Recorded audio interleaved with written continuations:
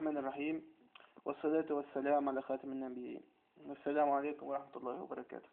فرجنا الناس الكل في مي القصوري على قناة التونسية في كلام الناس.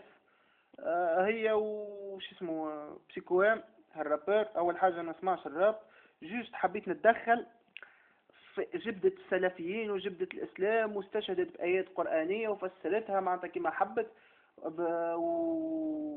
ومعناتها وجبدت على التاريخ والخلافة العثمانية، ولفتها بشوية حلوة نقولوا احنا كلمات، كلمة بالفرنسية وكلمة كذا وعاملة فيها شوية ثقافة باش تدخل معناتها كي واحد يتفرج ويبدأ ما يعرفش مش قاري تاريخ ولا كذا تدخل له ويقول لك صحيح. وين اللي غاضني كما تحكي هي قاد الأكاديميين والمثقفين هاو بحذاك نورمالمون عباد أكاديميين ومثقفة اللي هما نورمالمون لازم يكونوا لب البلاد والمخ المدبر نتاعها، قاعدين يتفرجوا معناتها اصلا هم مش عارفين نورمالمون كي تبدا غلطه واحد منهم لا سامحني راه كذا غلطه. تحكي عن الامير فيصل وندري شنو يا بنتي الامير فيصل تحكي عليه انت.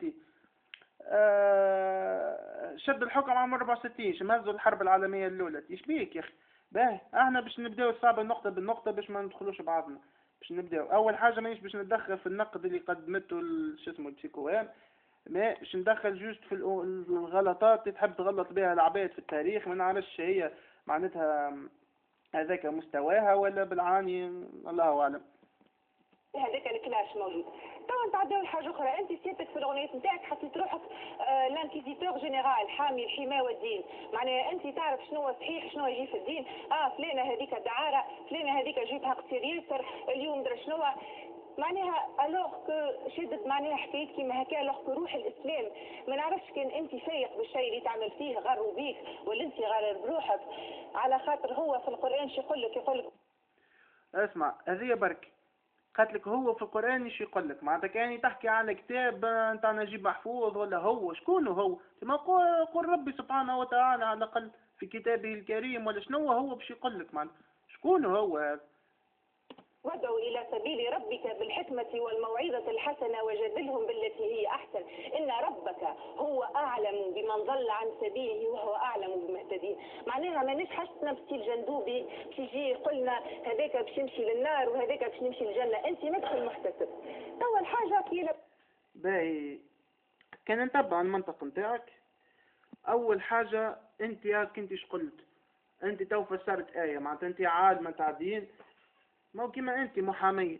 فما واحد كيما انت من الصغرى تقرا في الشيوعية والهجرة الأوروبية وأمريكا اللاتينية، فما عباد تقرا في صحيح مسلم وبخاري والسيرة النبوية. معناتها كل واحد عنده دومين، وانت محامية الاخر نجار الاخر شيخ. كي انت معاش اليوم يجي يقول لك شكون يقول لك هذا حلال وهذا حرام، صحيح مش اي واحد هذا جندوبي ولا شنو موش الشيخ، ما كي انت تقول حسابهم على الله. معناتها كل واحد يصلي لروحه. تدخل بعضها البلاد سوا ديزون معناتها نورمال هذاك هو كل واحد حسابه على ربي. لا ها باش نفسر لك انا لا ومش انا مانيش شيخ. مثلا انت توك تشوف تلوج اسباب النزول نتاع الايه هذه نزلت نهار غزوه احد، نهار حرب نهار معركه نزلت ما بين المسلمين وكفار قريش. في معركة أحد الناس الكل تعرف اللي احنا خسرناها مع النبي صلى الله عليه وسلم والصحابة، ماتوا يجي 70 من المسلمين، ومثلوا بهم المشركين اللي قصوا الأعضاء التناسلية نتاعهم. وسيدنا حمزة رضي الله عنه جبدوا له الكبد نتاعه معناتها مرت أبو سفيان هند، ومعناتها مثلوا بهم. الصحابة قالوا احنا توكي ننتقموا على كل شهيد منا نقتلوا 70 معناتها منهم بحالة غضب وحسوا معناتها على أقربائهم. نزلت الآية هذه وقت هذا سبب النزول معناتها ما تمثلش بهم وكذا وادعوهم بالتي هي أحسن. شوف احنا كيفاش محلاه الإسلام وما بنوا اللي انت تحكي معناتها شو مدخل هذا في هذا به. واخزر ربي يقول سبحانه وتعالى في آية أخرى ولا تجادلوا أهل الكتاب إلا بالتي هي أحسن إلا الذين ظلموا منهم. إيش معناتها؟ أنت استشهدت بآية سورة النحل مع آية 125 من سورة النحل وجادلهم بالتي هي أحسن. وربي في آية أخرى سبحانه يقول ولا تجادلوا أهل الكتاب إلا بالتي هي أحسن إلا الذين ظلموا منهم. معناتها أهل الكتاب اللي هم اليهود والنصارى يعني عندهم الكتاب السماوي نتاعهم اللي هم محرفينه بطبيعة الحال، نجادلوهم بالتي هي أحسن، لأن الذين ظلموا منهم ظلموا لازم نقيموا عليهم الحدود الشرعية معناتها. فما حدود أعطاها ربي، هي شريعة، قانون، أقوى قانون وأول قانون وآخر قانون في البشرية.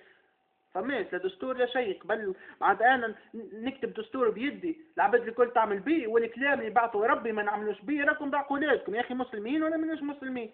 أول حاجة في تونس الناس الكل مسلمين، اللي يصلي مسلم واللي ما يصليش مسلم.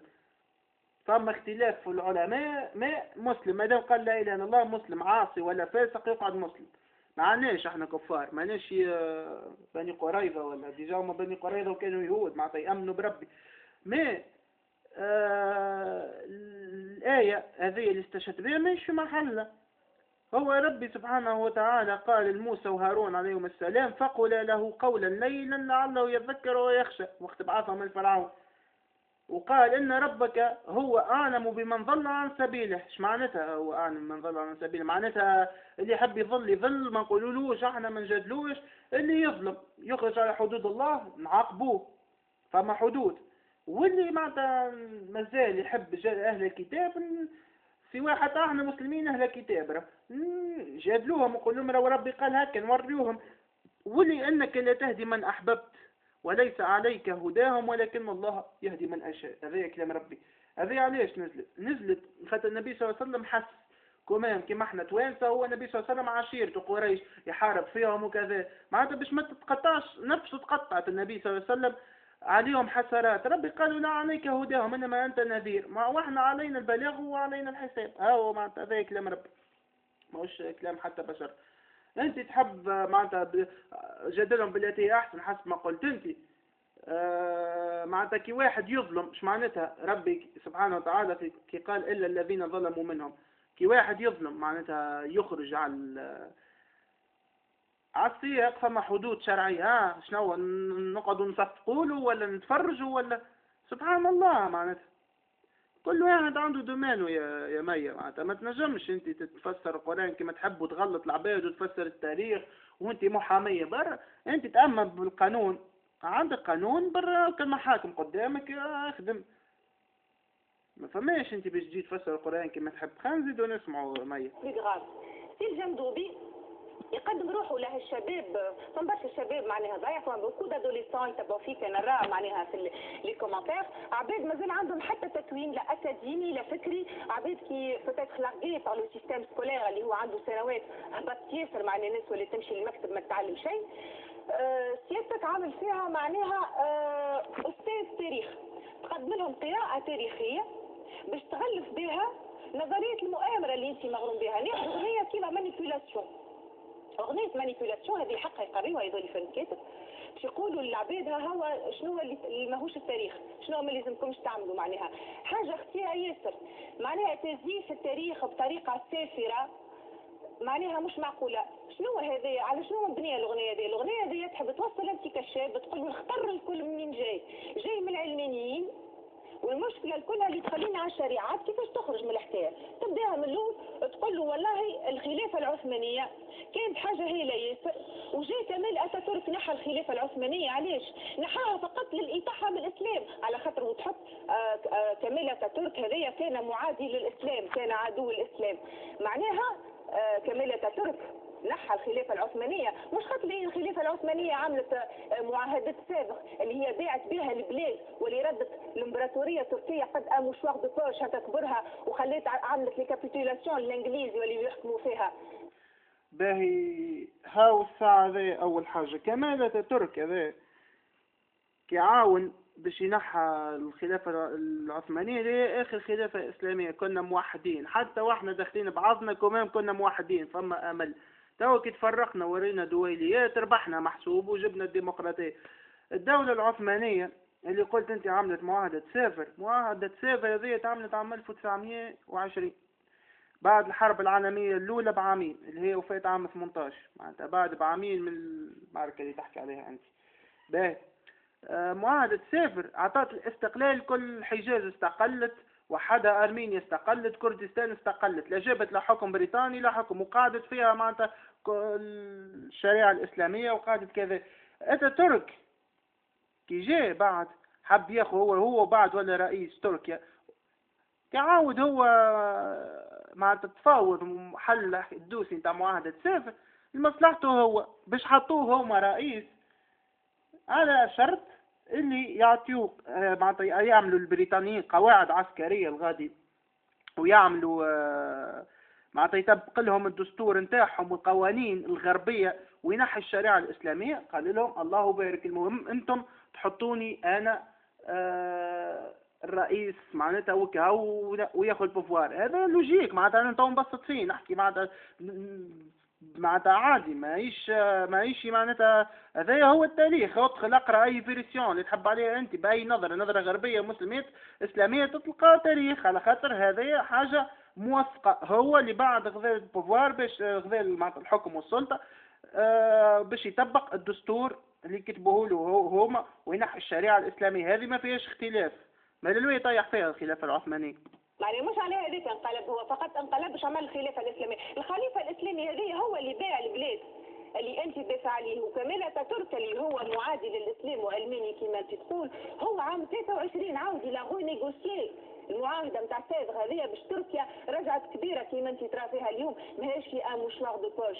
من بعد تتعدى باش تزيد بداية تركيا رجعت كبيرة، وهي كل قواعد عسكرية نحكي في الزمان هذاك معناتها بريطانية وغربية، معناتها القوى العظمى الكل أكثر من محتلة، ويطبقوا في القوانين نتاعهم هما نتاع الغرب ونحاول الشريعة الإسلامية باش يقولوا سهي تركيا دولة حضارية وتقدمت.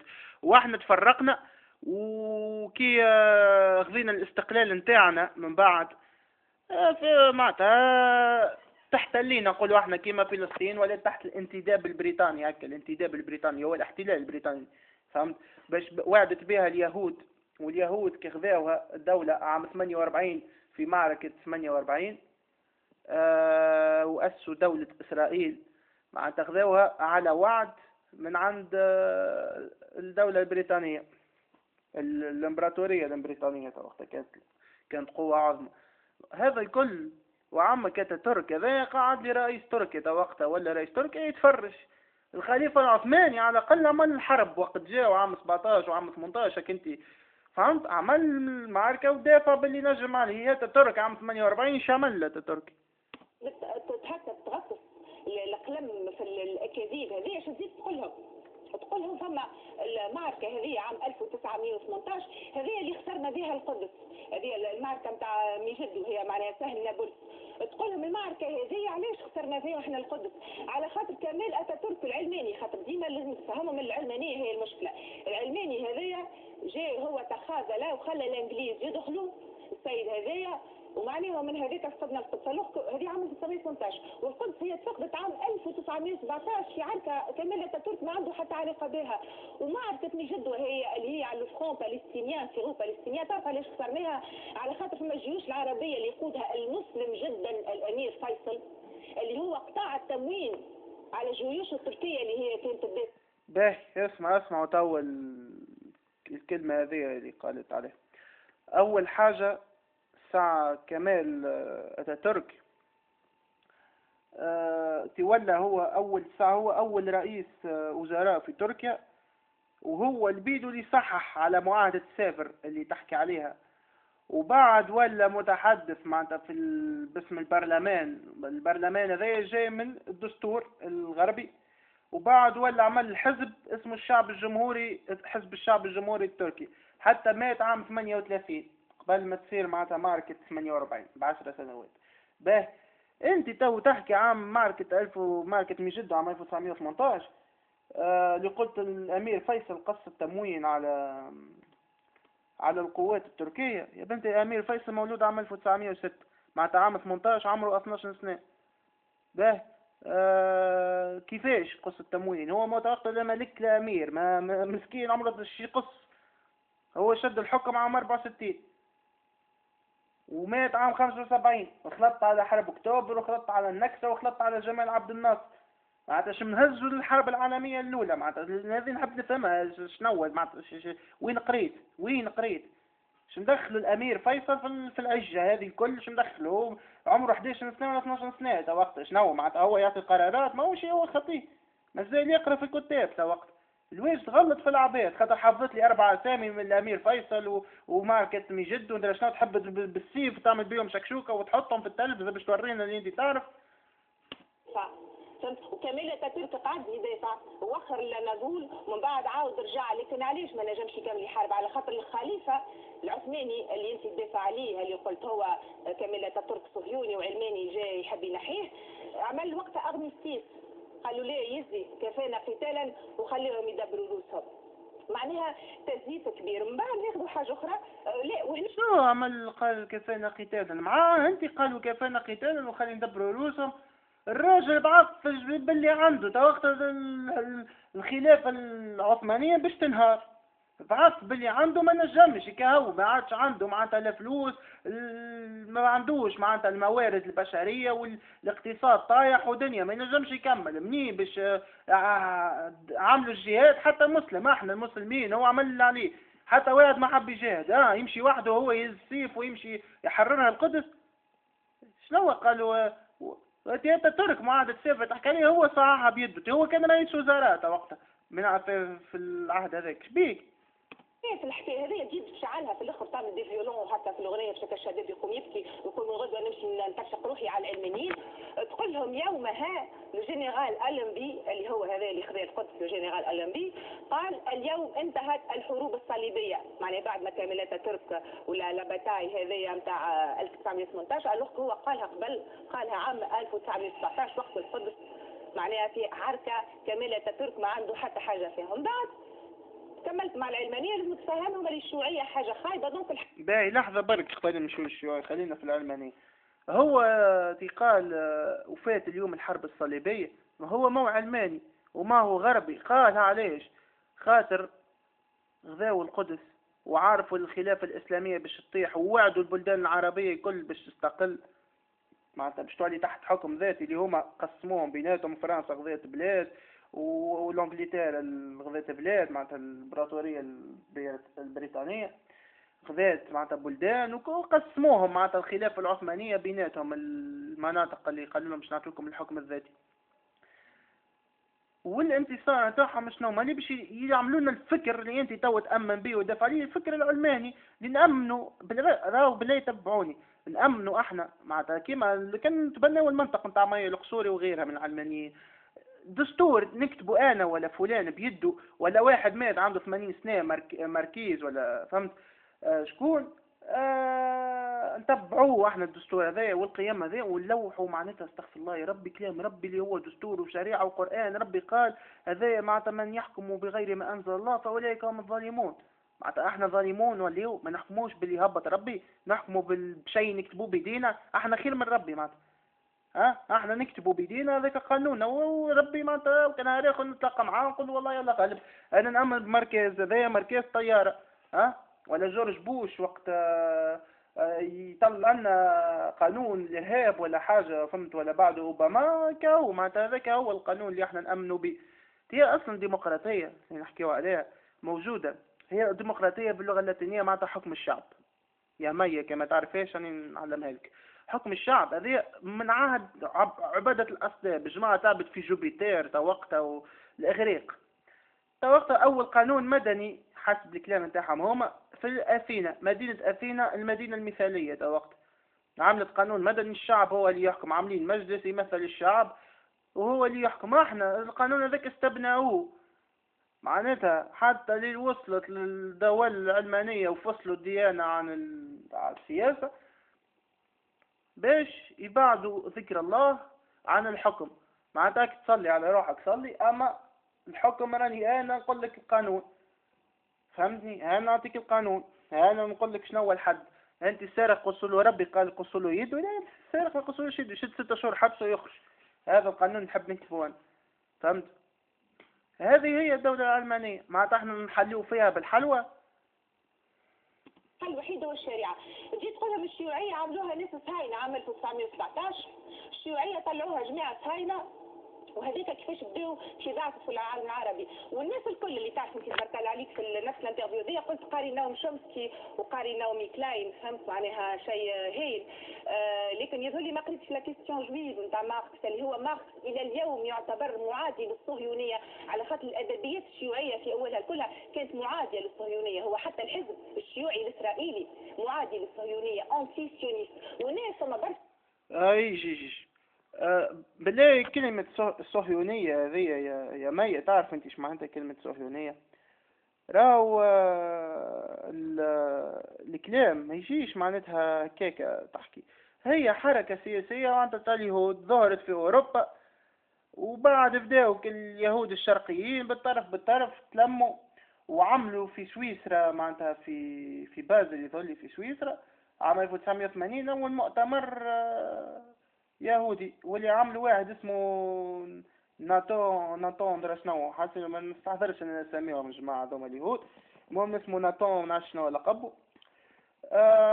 عملوا المؤتمر نتاعهم، وهما اللوب اليهودي اللي تو هو يملك معناتها هوليود لي برودكسيون تاع الافلام نتاعهم، هما الكونغرس اشترى يهود اللي تحب عليهم. هما في العالم اخر احصائيات يقولوا لي فما قرابة 40 مليون يهودي مفرقين على العالم، معناتها ما يجوش حتى 0.5% ولا أقل معناتها من سكان الكرة الأرضية، من 7 مليارات معناتها، حتى النسبة هذه ما يوصلولهاش.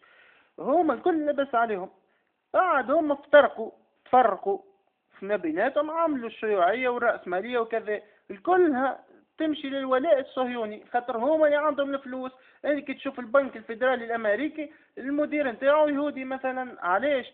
خاطر هما يمولوا في اسرائيل ويعطيوا في الاعانات للدول اللي كيفنا احنا الدول العربيه باش احنا نطبقوا لهم الدساتير نتاعهم وقوانينهم، يعطيونا في مصروفنا باش يطبقوا علينا ويقولنا برافو انتم دوله حضاريه ومتقدمه واحنا اغنى منهم، عندنا بترول وعندنا الدنيا كل. يعطيونا في وراق اسمها دولار وياخذونا في خيراتنا، والدولارات هذه اللي يحكيوا عليها اللي هي نورمالمون متباع فرنك منسوب الذهب. امريكا لا عندها لا ذهب لا شيء، بالرغم اللي عندها هي معناتها قلعه اسمها فورت نوكاس الكل يذهب القلعه هذه يحطوا فيها في الاحتياطي تاع الذهب، ما همش قاعدين يتبعوا في الفلوس بالكونتيتي معناتها بكميات الذهب اللي عندهم. عندها 10 سنين التالي امريكا الولايات المتحده الامريكيه مثلا اللي هي تحت الحكم اللوبي اليهودي اللي هو الصهيوني، ما عطاتش حتى سجل معناتها كيما كل دولة كل عام باش تطبع فلوس تعطي السجل قداش عندها من طن ذهب ولا قداش عندها من شنو، ما عطاتش. قالت هذيك مش امور الدولة، تفاهموا مع البنك الفيدرالي، تمشي للبنك الفيدرالي قالوا لهم احنا هذه امور داخليه ما نجموش نعطيو، ودخل حصلوا في منا ومنا هذه امور اقتصاديه مش تو معناتها، وانا مانيش استاذ اقتصاد ولا شيخ ديني ولا استاذ تاريخ، جوست انا كي راه حاجه غلطه لازمني نتكلم، ما نجمش نسكت. هذه جايه تفتي معناتها وتحكي على الصهيونيه والشيوعيه، نقول لك الشيوعيه والراسماليه والكل منبثقه من الصهيونيه، ولاد عم كلهم من الاخر في بعضهم يحبوا احنا يبعدونا على الدين ويحبوا سواء معناتها. علاش هما يقول لك المسيحية يبعدوها يفصلوها على الدولة، وكل شيء يفصلوها على الدولة وتتسمى دولة علمانية. الكل أي دولة تطبق الشريعة الإسلامية اللي هي توا السعودية وإيران يقولوا لك هذيك دولة إرهاب ولا دولة متخلفة، وما عادش فما حتى دولة تطبق معناتها الشريعة نتاع شو اسمها النصرانية معناتها نتاع لي زكريتيان. ثم كان دولة وحيدة ويعيطوا لها دولة متحضرة متقدمة، هي دولة إسرائيل اللي تطبق في الشريعة اليهودية بحذافيرها، كلهم يهودي غادي حتى باش تخدم تغسل في وسطنا في ريستوران لازمك تكون يهودي، تخدم حتى بياض أي خدمة أنت تحب تخدمها وخدم معناتها أي خدمة لازمك تكون يهودي، ما تحط ثقيك الغادي ما تكون يهودي. أي يهودي عنده الحق يعيش في إسرائيل، برا ما غادي يقول راني يهودي تاخذ جنسية وتمشي تدبر خدمة تقعد تعيش الغادي. معناتها هذيك يقولوا لها دولة متقدمة متحضرة، اش معناتها؟ خمم وحدك وتو تفهم صهيونية اش معناتها الصهيونية. بارا قول لما انتيش نعمل دولة فيها كالمسلمين تو غدو تهبط طابة العامة وتقول لك متخلفين وارهابيين، قولي باش نعمل دولة نطبق فيها الشريعة اليهودية يقول لك دولة متقدمة ومتحضرة. ناس يهود وهما الشيوعيين هما مناهضين للصهيونيه وقاعدين يدافعوا غاديك هما في فلسطين، مش قاعدين هنا في تونس يكتبوا في الاغنيات وينبروا من بعيد وهنا نجاهدوا داكوردو. دونك هذه فما حاجه الاخرانيه اللي هي تعريف باهي. اول حاجة الشيوعية وقت بدات في روسيا طردوا اليهود، علاش؟ خاطر اليهود عندهم فلوس، ما طردوش الصهيونيين، طردوا اليهود، هما يتعاونوا مع الصهيونيين. فما فرق ما بين صهيوني ويهودي. هي الصهيونية حركة يهودية سياسية معناتها عندها البوفوار، وفما يهود تو كيما احنا في جربة في تونس عندنا يهود في حال سبيلهم ساكن عايشين عندهم قرون معانا شيخين 2000 ولا 1500 فهمت رايدين لاباس عليهم، شو مدخلهم هذوكم باغ اكزومبل. الشيوعيين اللي طردوهم مش صهيونيين، اللي طردوهم روسيا وهتلر اللي قتلهم يهود ما هم صهيونيين. هما الصهيونيين توقع عندهم الدنيا كل الفلوس. انت شكون اسسها شو اسمه وقتها الحركة الصهيونية كي بدات أول مؤتمر وقتها عام 90 شفعتها مؤتمر معناتها سيئة، عملوا قوانين ودستور يحبوا يطبقوه عندهم مخطط اللي هما تو نجحوا فيها 100%. وإسرائيل كي قامت شكون وعدها؟ بريطانيا اللي هي نورمالمون دولة علمانية، وعدتهم قالت باش نعطيكم أنا كي نخرج اسمها فلسطين، وكي خرجت عام 1948 عطتهم فلسطين. احنا كعرب ما نجموش حافظوا عليه عام 48 خسرنا معركة فلسطين معركة القدس. وقتها ضاعت بالحق فلسطين باش يوريك احنا مقسمين واحتلونا الكل باش ما نجموش ندافع. كان جينا الكل تحت الخلافة العثمانية ولا اي خلافة اسلامية موحدين وماناش محتلين حتى عاد ما ياخوها فلسطين. اما كي احنا مفرقين دولة وكل دولة واحدة تحكم فيها فرنسا واحدة امريكا واحدة بريطانيا وفهمت ما نجموش ندافع، لا عندنا سلاح لا قوة لا جهد، نتعلموا في التعاليم نتاعهم. تا وقت دخلونا كنا الناس الكل بالحي، بعد 5 سنين الجماعة كنا حتى الحي وعملت الشلاغم فهمت. العلمانية تجي في الأغنية هذه تعطي تعريف للعلمانية، تقول العلمانية فصل الدين عن الدولة. هي ياسر أنا قلت والله هاو عمل ديفينيسيون صحيحة مرة في حياته في الأغنية هذه. بعد تقول لهم والعلم دونك الدين يتنحى على جنب وما عادش فما دين وكل شيء. الوغ العلمانية هي فصل الدين عن الدولة. هو ياخذ بلاد ياخذ أكثر بلاد في فرنسا فما الناس مازالت تمشي للكنيسية واللي يحب يعرف في الكنيسية واللي يحب يعرف في البرة. والناس اللي انت تدافع عليهم السلفيين والمسلمين كيف يهربوا من تونس ما يمشيوش بلدان طبق فيها الشريعة، يمشيوا لبلاد لائكية علمانية على خاطر حقوقهم مضمونة في البلدان هذه. باهي هاي اسمع قالت الإسلاميين معناتها مش مسلمين، ما فما مسلمين وفما جماعة عاملة روحها مسلمة إسلامية حسب كلامها هي. والسلفيين اللي يهربوا ما قالتش يتنفاو. واحد هرب فاصع عمله وفاصع لو سرق فلوس هو باش يهرب. فما الدولة نفات جماعة البر وفما جماعة يعذبوا فيهم، لا تخليك لا تصلي لا تنشر دعوة في سبيل الله حتى الصبح ما يخليكش تصلي. ايش تعمل؟ نقعد انا النبي صلى الله عليه وسلم علاش هاجر هو والصحابة من مكة للمدينة مو باش يهرب من الظلم فهمت؟ معناتها مشى باش يحمي روحه مش هارب معناتها كما قلت انت هربوا. اي وبعد كي يمشيوا نهربوا علاش هما يمشيوا لفرنسا ولانجلترا ويهربوا الغديك؟ ما عندهمش الشوا خاطر الدول العربية ما تستقبلهمش، ما لقيناش الخير احنا في العرب، ما احنا محتلين معناتها فكريا ما يخليوكش تستقبلهم باش يدزوا هما فازتهم يقول لك انا نستقبلوا عنده. ومثلا تو رئيس فرنسا يستقبل قولوا احنا جماعة سلفيين هربوا قولوا احنا من تونس كما قلت انت مشاو لفرنسا قلت وين نستقبلهم؟ العباد الكل يقولوا فرنسا دولة ديمقراطية وحتى هي دولة علمانية تستقبل في السلفيين. وبعد يشد التليفون يكلم كل رؤساء العرب يقول لهم حتى حد ما يقبلهم. اخذوا كيفاش باش يظهر هو تصويره لامع حتى في الدنيا يوريك الدولة العلمانية المتقدمة وورينا ان احنا مسلمين ما لقيناش خير في بعضنا. معناتها قبل ما تقول كلمة يا ميا نحبك تخمم عارف روحك تقول فاهم انت عارفه روحك فاش قاعده تقول ولا كيك اي كلام دوله لائكيه ودوله علم شنو معناتها كلمه بالفرنسيه وكلمه بالعربي لائكيه فما كلمه اسمها لائكيه هي حاصل انت معناها الميستيفيكاسيون هذه الكل التسجيل هذا الكل في الاغنيه هذه وين خليت في الاغنيه اما الاغنيه الكل كيف ديما فيهم حكايه هكايا فارغين. علاش هذا الكل باش توصلهم اللي الحل الوحيد لمشاكل خاطر انت ديما الاغنيه تدخل على طريق الفقر تفقر وميزيريا وايامنا تكرب وكل شيء وفي الاخر والعراء زاده لكن والحل هو الشريعه. لكن انا ما نعرفش ولكن تعرف انت البلدان اللي قاعدين بالحق يطبقوا فيها في الشريعه كيما ايران ولا كيما افغانستان ولا كيما السودان معناها حتى المشطه انت نتاعك هذه الجيل هذا يولي يهزك للحبس معناها تاخذ عليه عامين حبس تولي ما عادش تدخل لا انتماء لا تحليل تولي تدخل حبس مشطه معناها ولا حتى الاغنيه نتاعك مثلا انت في البلدان هذه اللي تطبق في الشريعه معناها الاغنيه نتاعك هذايا يعتبر ايش تقول البلدان هذه يعتبر فيها الاغنيه نتاعك صنيعه غربيه تحاول الانقضاض على حضارتنا يسمعوا فيه في الدوامس معناها اول حاجه انا مانيش ندافع راهو على الغناء واللي يغني فيه. حبيت جوست نصحح لك معلومه، السودان ماهيش تطبق في الشريعه الاسلاميه اللي انت قلت السودان تطبق. افغانستان كيف كيف ماهيش تطبق في الشريعه الاسلاميه، جوست معناتها فما شكون يحب يطبق فيها بطريقته، ماهيش يطبقوا فيها يزيدوا من عندهم الجماعه مثلا اللي يرجموا في البنات وندرا شنو يزيدوا من عندهم معناتها الرجم.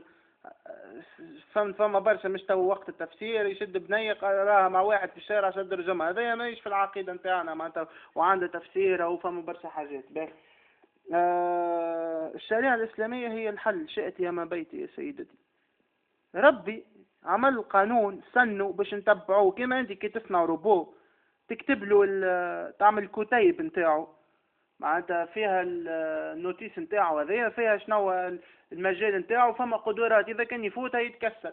انت عامل روبو باش يعمل جو دورانج، ما تجيش انت غدا باش تقص بيه الفقوس راك بمخك. احنا ربي خلقنا باش نعملوا حاجه، عندنا هدف، احنا باش نعاد نتلاهوا شيوعيه وصهيونيه وعلمانيه ونبعدوا على الدين وما نطبقوش الشريعه. ثم خرجنا عاد ولينا بيغيمي بالحق، خرجنا معناتها علاش احنا ربي خلقنا من الهدف معناتها اللي خلقنا منه. معناتها ربي كي خلقنا سبحانه وتعالى نزل معنا القرآن اللي هو فيه الشريعة والسنة النبوية. واللي باش يقول لي فما شكون يقول السنة معناتها شنو ينكر السنة، تو نهبط فيديو أخرى ونعطيك الدليل من القرآن الكريم اللي هي السنة نتبع السنة الحق، مش أي حديث راهو حق. الحديث اللي ما يتطابقش مع القرآن ما هوش حديث صحيح مهما يكون، حتى لو كان تلقاه في صحيح مسلم وبخاري. هذاك لكل واحد بمخه وانت باش تتحاسب. حديث غدو يقولوا لك الشيخ، انا تو مثلا سبحان الله مانيش شيخ، ما انا ولا اي بشر يقول لك حديث سيدي برا ثبت فيه، باكش انا جايبه لك ضعيف ولا سبحان الله اي حديث هو صحيح. القرآن وقتاش وقت تقرا قرآن لازمك تقرا التفسير راهو، خاطر تو كل واحد يفسر راهو كما يحب، وباش ندخل بعضنا وكثرة الشيوخ. والنبي صلى الله عليه وسلم مش قال معناتها يوشك ان ياتي زمان يكثر الخطباء ويقل العلماء. احنا تو انا واحد من الناس مثلا من قبيلي نخطب مانيش عالم أنا. ممكن يجي خطيب اما مانيش عالم، اما سبحان الله حبيت جيش نوضح حاجة وكهو وراو ما تخافوش منهم السلفيين، ما مش غولة كما يصوروا فيهم. وتو كما قالت هي مشتكي من هكاك، يا السلفيين نحطوا في الجال ونلبسوا النورمال فهمت، نستروا في رواحنا. شنو المشكلة معناتها؟ نحبوا الحياة وهو ربي جميل يحب الجمال معناتها. مانيش كما يصوروا فينا احنا غولة، مانيش غولة رانا ما ناكلوش العباد، بالعكس احنا اخوة مرتبطين. تلقى ساعات يسمع كلام ربي يبكي سبحان الله، اللي توا كلام ربي وتدخل انت حانوت تلقاه حاطط لي قرآن وعباد تتسوق في الحانوت ويحكيوا على مشاكل الدنيا عاملينه كأنه كاسيت سبحان الله نتاع غناء ولا واحد. معناتها فما حاجات لازم نطبقوها فهمت، مش حاجات نتاع كل واحد يجي يفسر من عنده سبحان الله وكهو. سامحوني كان طولت عليكم ولا منرفز شوية، ممكن عليت صوتي ولا كذا، ما اعذروني كذا حاجات كما هكا ما نجمش معناتها نسكت. والسلام عليكم ورحمة الله وبركاته.